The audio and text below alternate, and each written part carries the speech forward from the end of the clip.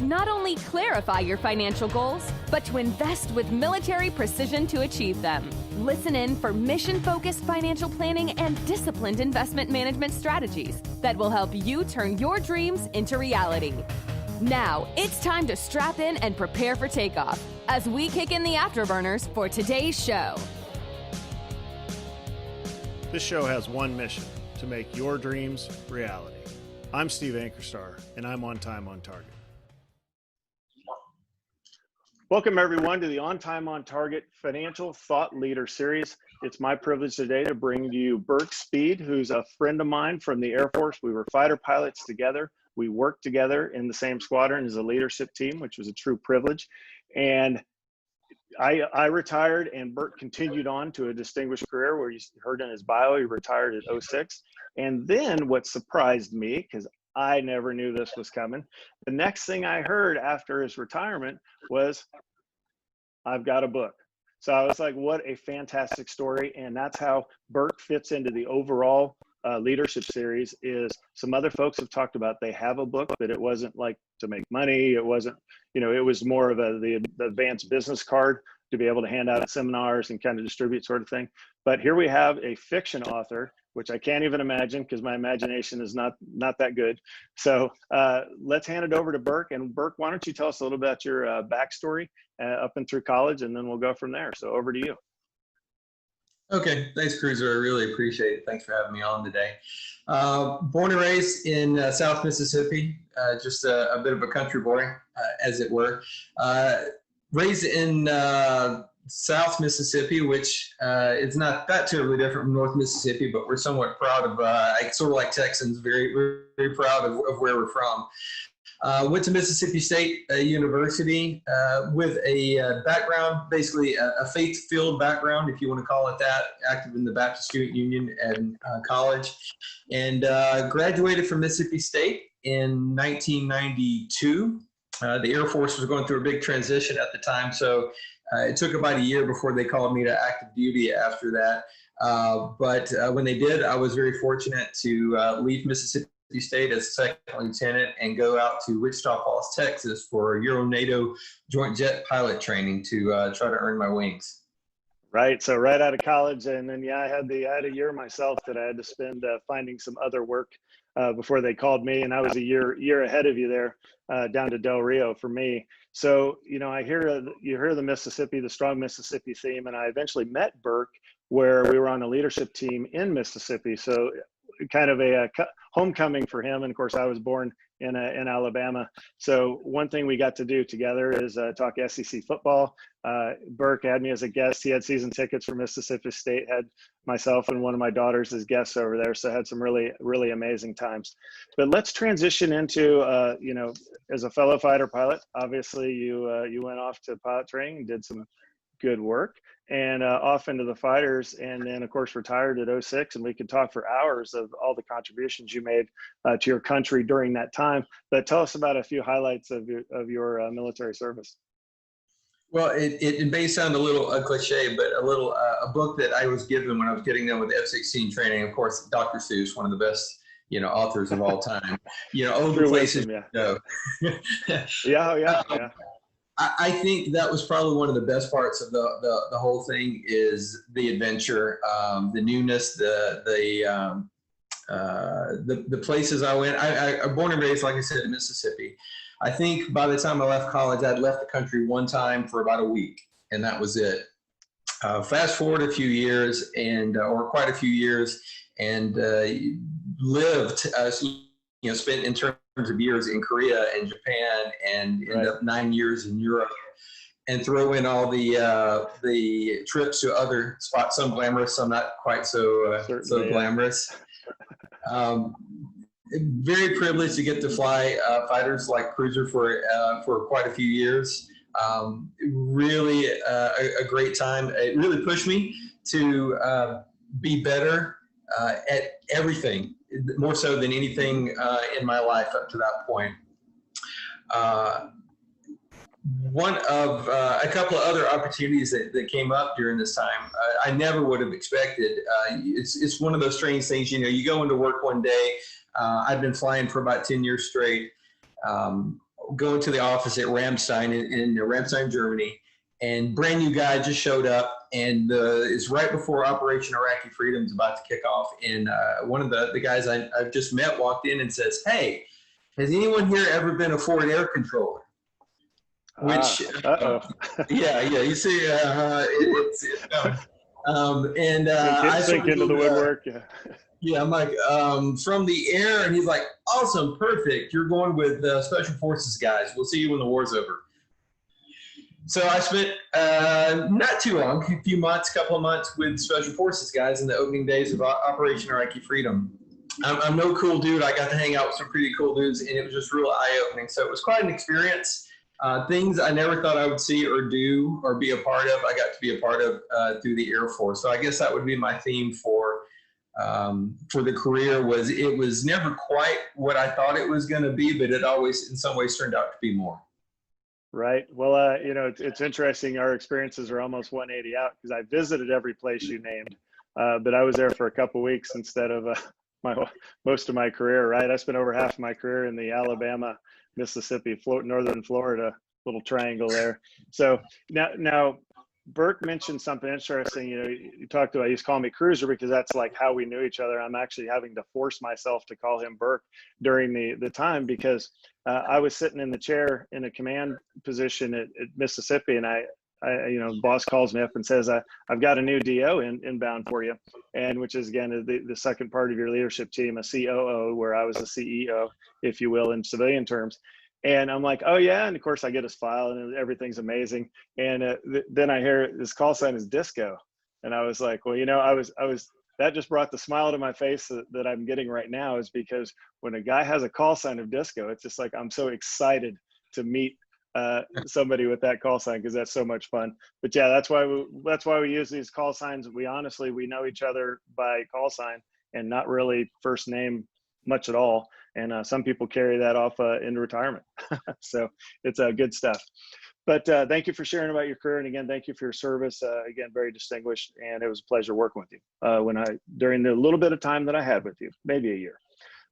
So let's transition to what everybody wants to hear about as far as what we can take away from the leadership series is writing a book. So the book is evocatus.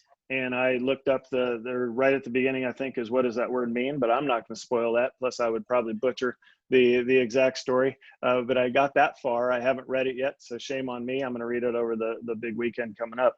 But let's hand it over to you, Burke, and talk about what inspired you to do it. When did you actually start? How long did it take? You can basically just start kind of educating someone that's listening today what's the experience like. So go ahead. Well, I'll say this up front. In retrospect, I'm probably the epitome of, in some ways, of how not to do things. I just sort of stumbled into this, and have had to try to work pretty hard to catch up in some areas, but been shown a lot of grace and help along the way. So about this actually goes back to when we were in Columbus together, not long before we left. I had begun to have a series of dreams. I know that also can sound a little cliche, but we're often inspired in the strangest of. You're not on flight status anymore, so we don't have to ground you for saying stuff like that. So. Yeah, exactly. It was a real dream, but a series of dreams that were just difficult to get out of my head, honestly. And the more I thought about it, the more it sort of began to morph into a story. And I'll be the first to say, like Steve was saying earlier, that, surprised to see your book. No one was more surprised than I when I began to write it, to be real honest about it. I've never considered myself a writer. I have never really sat down and go, one day when I grow up, I want to be a writer. That's not really how my mindset has worked. But right. I got this idea stuck in my head. And I kept sort of putting it off, thinking, well, it's just, don't worry about it. I kept telling myself, you're not a writer, let it go, just carry on. And I just couldn't put it down. So a few years later, we had moved to Germany, and I was doing as we call a staff tour, just doing paperwork for a long time every day. Right. And finally I just sat down and said, okay, well, let me just see if I can just get all the stuff that's in my head out on paper. And over about a 3-week period, I sort of mentally barfed out the story, right, and in its generalist terms. So I sort of put it out there and went, huh, okay, well, there's something. What do we think? And my poor wife, Carol, she's had to put up with, iteration after iteration after iteration.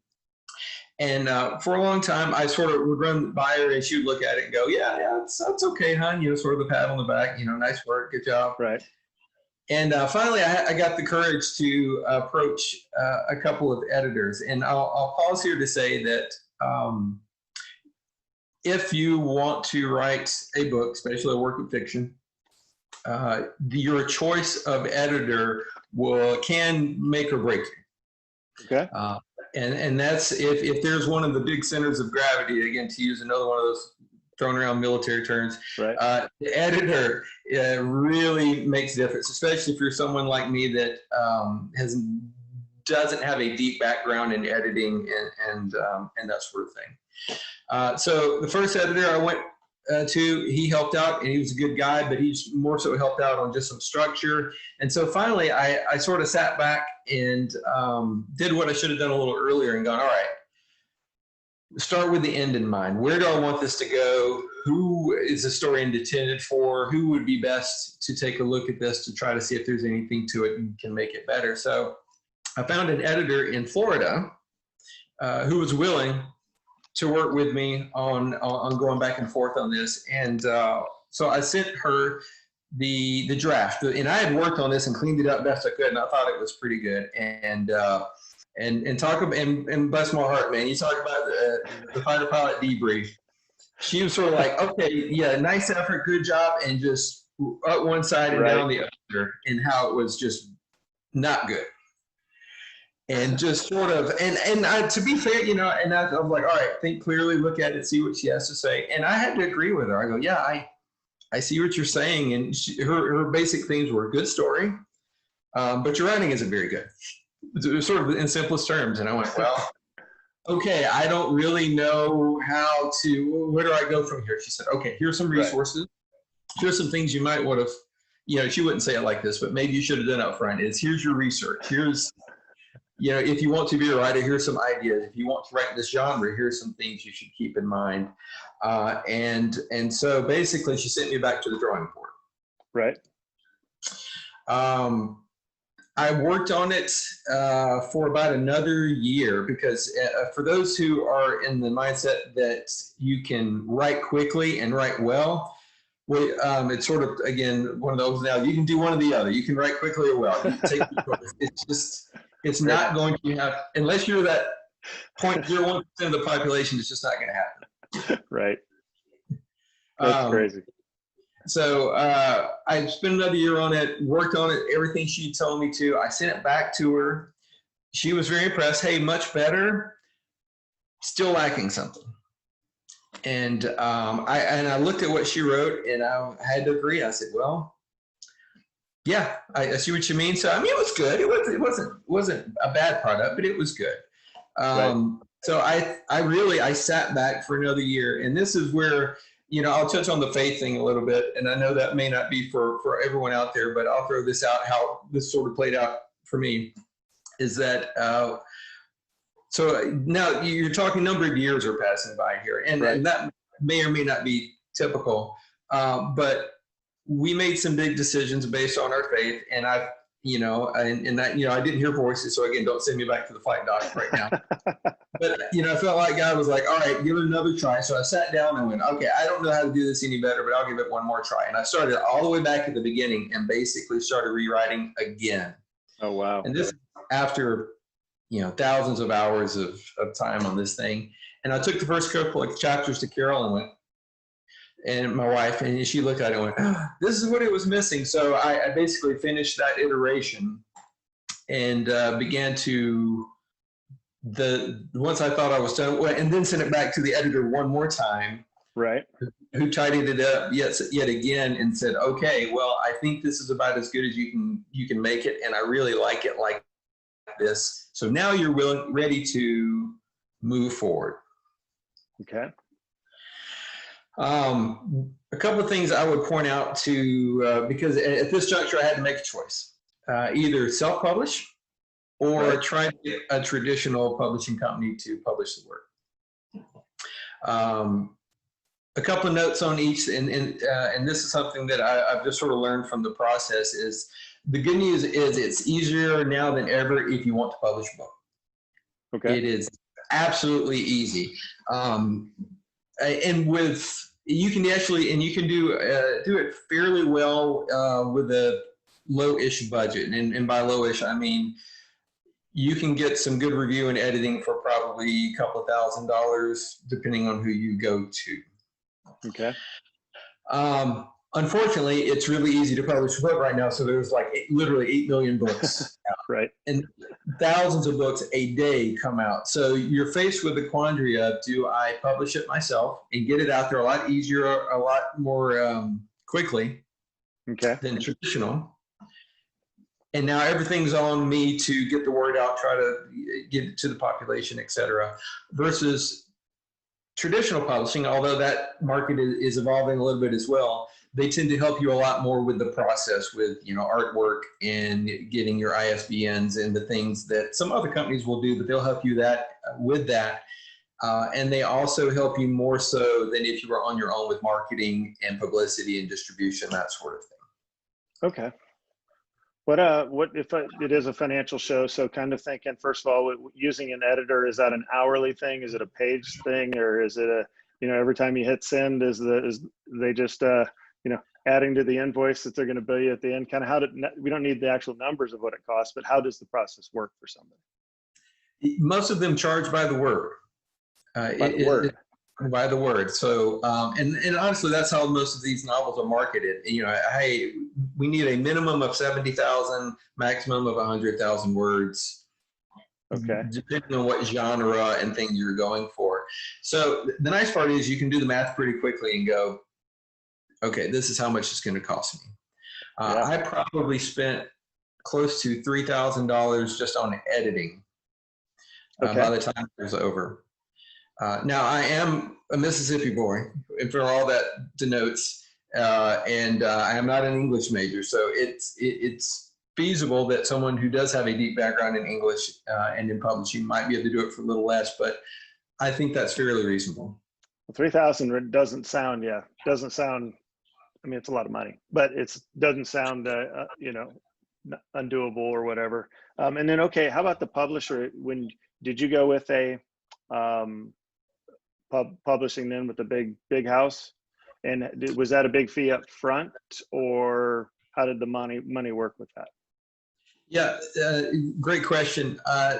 The difference between self-publishing and traditional publishing, the lines have gotten really blurred over the last number of years. There's a lot of hybrid entities in between. So in its purest form, a traditional publisher does not charge you anything. You sign a contract with them. They have their stipulations. You work with them on publicity and different things, but otherwise they handle the cost and publish it for you. So if you've gotten it that far, and they accept it because it is very, very competitive. Right. Mm-hmm. Ostensibly, there's not much cost involved after that. Now, and that's not completely true, but that's sort of the general rule. Whereas on the self-publishing, it's all on you. Every bit of the publicity, distribution, however you choose to do it, it's all on you. In my particular case, it is a fairly small publishing company. Has a headquarters in Northern Ireland and here on the East Coast. Ambassador International, and I really appreciate them taking a chance on me, because that's sort of the thing. When you're an unproven entity, they're really taking the chance of bringing you on board. So go ahead. I was just saying, how'd you find them? Is this like an internet search and try to find somebody that's in your wheelhouse of price and what they do, or? Also a great question. That's what I did at first. I just did internet searches. And thankfully, though, I eventually found a book written by a publisher in Phoenix who specializes in this genre, basically speculative fiction.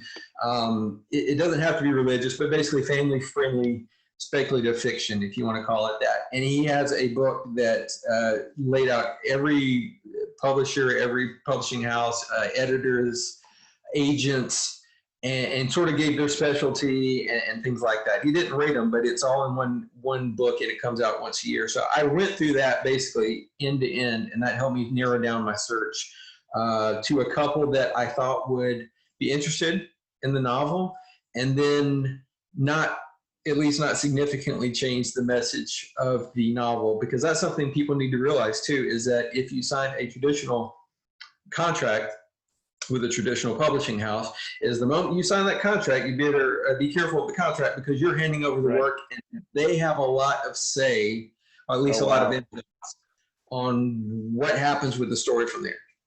I could see that could be a rookie move for sure. If you don't know what you're getting into there, and you think that they're helping you out, but if they change your theme or the intent of it, then that'd be a big deal. And then, so now that the book is out, and it's been out for 2 or 3 days, if my math is right, I already have mine in the mail. So I know you did like a big launch and stuff. How do you feel? Talk to me about the emotions from the perspective of it's done, and now I'm in the marketing/sales phase. Is it you sleep better at night now, or how would you describe it? Well, I equated this not long ago, although with having a baby. You know, I've not had one of my own, at least not that way. But after having 3 children of our own, there is a lot of preparation, a lot of thought, and the closer the day gets, the more you're ready for the day to get here. And then when the day gets here, you realize that it's just beginning. Right. So what I'm realizing is that I've shifted from let's get the book out the door to let's connect, with people who might be interested in this. Let's see people who might like the story and carry it forward. And for the people who have encouraged me, there's a lot of thanks to go around, and I've sent novels to different people. So we're sort of just shifting gears from let's get the book out to now let's get the message out and see how far it goes and see if it resonates with the crowd writ large. All right. And is this the first of a series, or what's one and done? You kind of like having kids, right? Same sort of decision. Yeah. What are your thoughts as far as some more writing in your future? Well, you're absolutely right. The first days of having that baby, and you're up all night going, wow, I can't imagine ever doing this again. I'm at the, wow, I don't know what happens after this. Whereas this story, again, to be fair, has been in the works for years. I actually have the framework and opening chapters of the sequel on the shelf. All right. To be perfectly honest, part of me is waiting to see how well this was received, because if there's lots of enthusiasm and there's a lot of desire for a sequel, then I can probably, we'll keep it going. And if it's not, it's okay. It's been a great journey, and I'm glad we've done it. And I hope the people that read it get a lot out of it. Oh, very nice. Well, I'm excited if certainly there's a sequel out there. And one thing I meant to ask along the way is I obviously love the cover art, very kind of masculine, military, the dark cover of the book. So I think it's themed perfectly. How much input did you have in that, or is it you sent it off and somebody came back and kind of gave you some ideas to choose from, or gave you your opinion? How'd that work?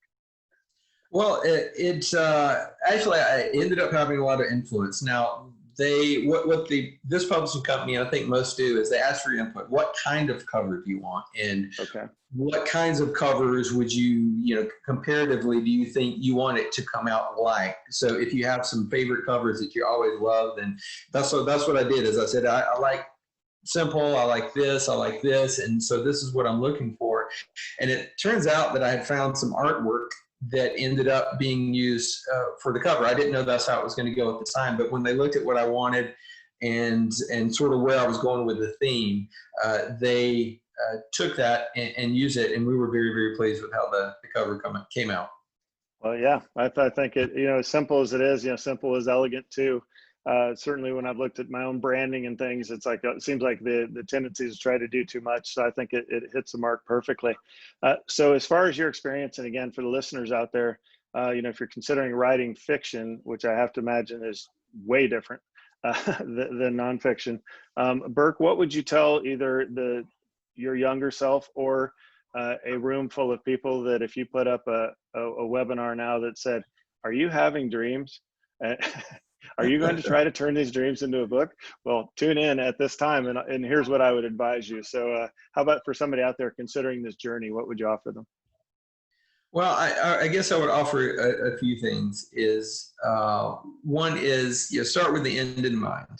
And I know that's not always clear. And again, in my case, I'm not sure I did things quite the standard way or always the right way, but I started with a gut feeling, and it eventually turned into, I think I know where I want this to go. I want this to turn into a story that delves a bit into veterans, into some of the struggles that we face, into life transitions, whether we saw them coming or not, and where we find our meaning and our hope, and sort of a bit of encouragement. So start with the end in mind. I would also have done a little bit or a lot more research into, okay, if I want to write a work of fiction, that's great, but fiction is a huge area. You have to sort of narrow it down a little bit. What is your audience?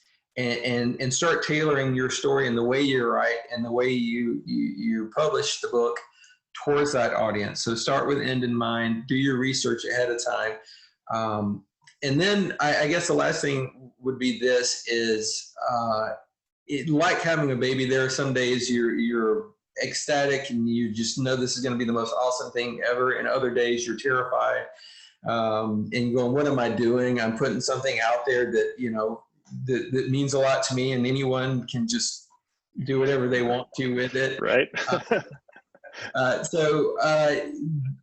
But like a lot of other things in life, you have to, again, not to be cliche, but be brave. If there's a story you want to put out, if it's meaningful to you, it's likely to be very meaningful to a number of other people. And I guess the last thing I would add is do the old checkup from the neck up. As always, why are we doing what are we doing? And there's not necessarily a wrong answer to that.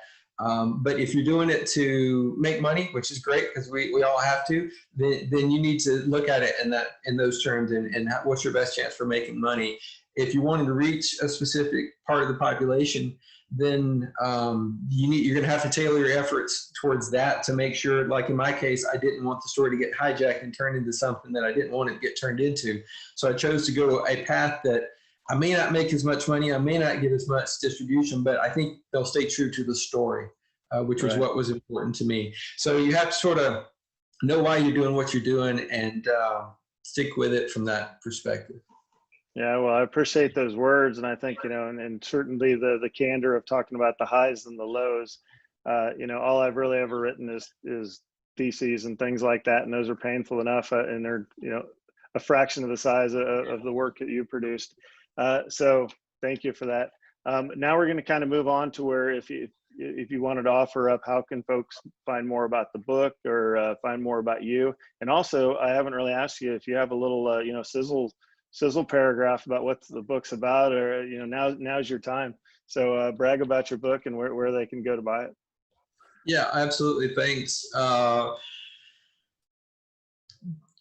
Probably the best tagline I can tell you is that the story is about Jamie, and Jamie is a reluctant veteran who's recruited to fight an enemy unlike anything he's ever seen.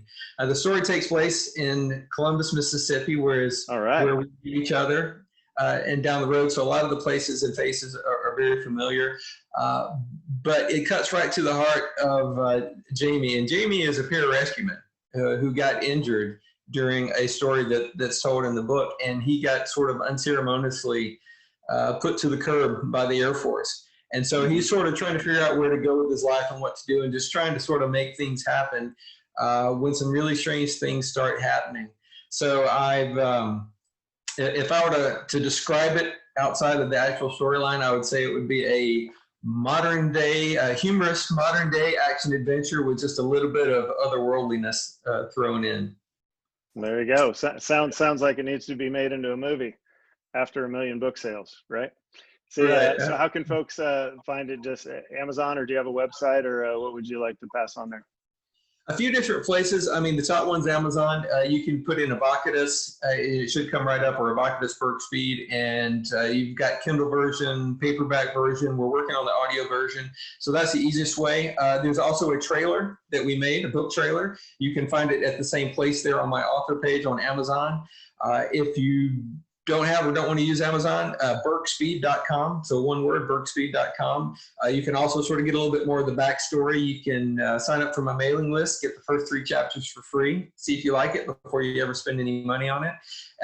The trailer, I think we've also put the trailer there as well. And last but not least, Facebook, there is a Burke Speed author Facebook page. That I'm regularly posting events, things that are going on, where we'll be, we're going to do some signings in the future. COVID has sort of rolled into everyone's plans a little bit, but we're working around that the best we can. So I'd say Amazon, and then burkespeed.com, and then last but not least, Facebook, Burke Speed author, best places to find me. All right. Well, hey, I appreciate that, and thank you so much for coming on. I'm proud to have served with you, proud to be your friend, and proud of your latest accomplishment, and excited to see where this one goes, as well as maybe any potential sequels out there. So thanks for coming on today. Thanks so much, Steve. I appreciate you letting me be here. You bet. So for our listeners out there, you've heard an amazing story from how it all started, which is probably not what you had expected as far as the storyline, all the way through the process, the highs and the lows. So hopefully you learned a lot from that. And again, you have the resources at your fingertips now if you want to reach out to Burke. And he talked about a lot of doing research and stuff ahead of time that you should have done. So maybe that's a question if you're thinking of embarking on this journey. But with that, I'll leave you guys for today. Thanks for listening in. Here's to you being on time, on target with your financial and career goals. Talk to you next time.